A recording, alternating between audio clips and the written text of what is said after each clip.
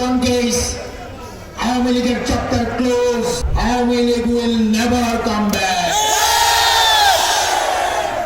বাংলার আকাশে বাংলাদেশকে নিয়ে বাংলার আকাশে এখন দুর্যোগের ঘন ঘটা। বাংলাদেশকে নিয়ে বিদেশে বসে ষড়যন্ত্রের ঘন ঘটা। প্রিয় ঝিনাইদহবাসী, গত জুলাই আগস্টে হাসিনা নির্দেশ দিয়েছিলেন এই শিক্ষার্থীদের উপরে তোমরা লেথাল বুলেট দিয়ে পাখির মতো করে ভোট ঝাঁঝরা করে দাও। হাসিনা এখন গন কেস, আওয়ামী লীগের চ্যাপ্টার ক্লোজ। আওয়ামী লীগ এমন ভাবে পালিয়েছে, আওয়ামী লীগের পতিত প্রেতাত্মারা ভারতে বসে লন্ডনে বসে বাংলাদেশের বিরুদ্ধে যতই বিষোদ্গার করুক, Awami League will never come back.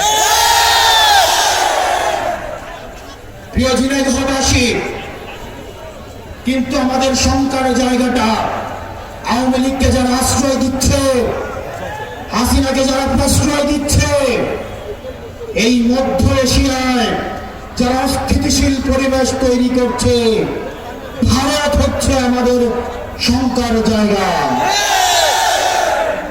এই মধ্য এশিয়ায় অস্থিতিশীল পরিবেশ তৈরি করছে ভারত।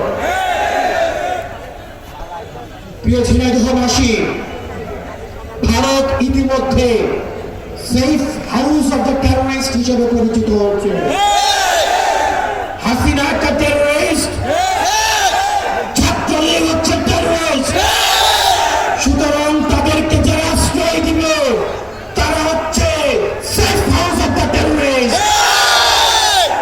গুজরাটের গোসাই মোদী, আপনি যদি সেফ হাউস না হয়ে থাকেন টেররিস্টদের, তাহলে শেখ হাসিনাকে বাংলাদেশে পোষণ করুন। আমরা বাংলাদেশের জনগণ তাকে বিচারে ঝুলিয়ে মৃত্যুদণ্ড কার্যকর করা পর্যন্ত অপেক্ষা করব। ঝিনাইদহবাসী,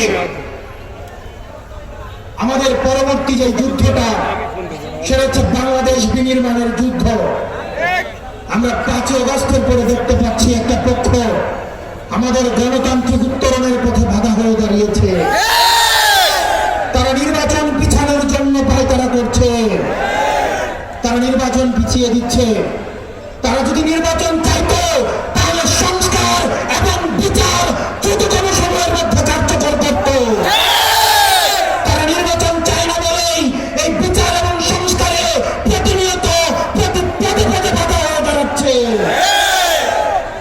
প্রিয় ঝিনাইদহবাসী, আমাদের এই গণতান্ত্রিক উত্তরায়ণের পথে আর যেন কোনো 1-11 ষড়যন্ত্র না হতে পারে, সেটির জন্য আমাদের সজাগ দৃষ্টি রাখতে হবে। অনেকে ট্যাগ দেওয়ার চেষ্টা করে আমরা নাকি নির্বাচন চাই না। আমরা অবশ্যই নির্বাচন চাই, বিচার এবং সংস্কার সহ। আপনারা শুধু একটা জিনিস চান, যারা বলছে সংস্কার এবং বিচার নির্বাচিত হয়ে আসার পরে করবে, তারাও অতীতের অনেক সময় তারা নির্বাচিত হয়েছে, সরকার পরিচালনা করেছেন। এই সরকার পরিচালনা করার পরেও এই ছাত্ররা কিন্তু সংস্কারের জন্য রাস্তায় নেমে আসতে বাধ্য হয়েছে। সুতরাং নির্বাচিত হয়ে আসার পর কে সংস্কার করবে নাকি করবে না, আমরা ভবিষ্যতের অনিশ্চয়তা থেকে আমরা বর্তমানের নিশ্চয়তাকে আমরা প্রাধান্য দিব। সুতরাং এই অন্তর্বর্তীকালীন সরকারকে বলবো, এই তরুণ প্রজন্মের প্রত্যাশা, এই তরুণ প্রজন্ম অধীর আগ্রহ বসে রয়েছে একটি শান্তিপূর্ণ, একটি অংশগ্রহণমূলক একটি নির্বাচনের জন্য, এবং সেটির পূর্বে তারা আরো বসে রয়েছে সংস্কার এবং হাসিনার বিচার দেখার জন্য। একই সাথে সাথে হতাশ পুলিশ ভাইয়েরা আপনারা যারা রয়েছেন, 5ই আগস্টের আপনাদের যে ভূমিকা, সেই ভূমিকার দায়ভার কিন্তু আপনাদের নিতে হবে। অনেক পুলিশ কনস্টেবল আমাদের সাথে এসে কথা বলে, অনেক এসআই আমাদের সাথে এসে কথা বলে যে ভাই আমরা জনতার বিরুদ্ধে দাঁড়াতে চাই না, কিন্তু কিছু কিছু উচ্চাভিলাষী অফিসার তারা রাজনীতির মুখে পড়ে আমাদেরকে তারা ব্যবহার করে। আমরা জানি সব পুলিশ কিন্তু খারাপ না। আমার ভাই, আমার সন্তান, আমার বাবা পুলিশে চাকরি করে, আপনার ভাই, আপনার বাবা, আপনার সন্তান পুলিশে চাকরি করে, সবাই কিন্তু বেঞ্জির হারুন না। সুতরাং পুলিশ ভাইদেরকে আমরা বলবো, আপনাদের যেসব রাজনৈতিক অভিলাষী যেসব অফিসার রয়েছে আপনারা তাদের মুখোশ উন্মোচন করে দিন। আপনারা রাজনৈতিক দল দশা পরিণত হওয়ার দরকার নাই। আপনারা আওয়ামী লীগের পুলিশ ছিলেন, আপনারা হইতে পারেন নাই, জনতার বিরুদ্ধে দাঁড়িয়েছেন, আর বাংলাদেশের বিপক্ষে দাঁড়ানোর চেষ্টা করেন না।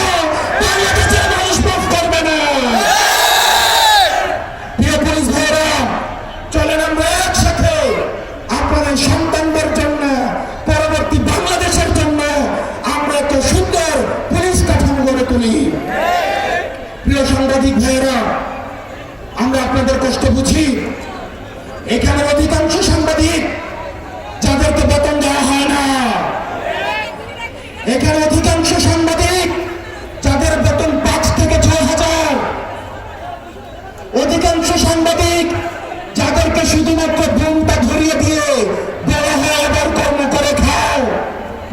আমাদের এই ফ্যাসিস্ট, এই পুঁজিবাদী, এই মিডিয়া থেকে, এই মিডিয়া লিগের বিরুদ্ধে আমাদের নিরপেক্ষ এই সাংবাদিক ভাইদেরকে সামনে এগিয়ে আসতে হবে।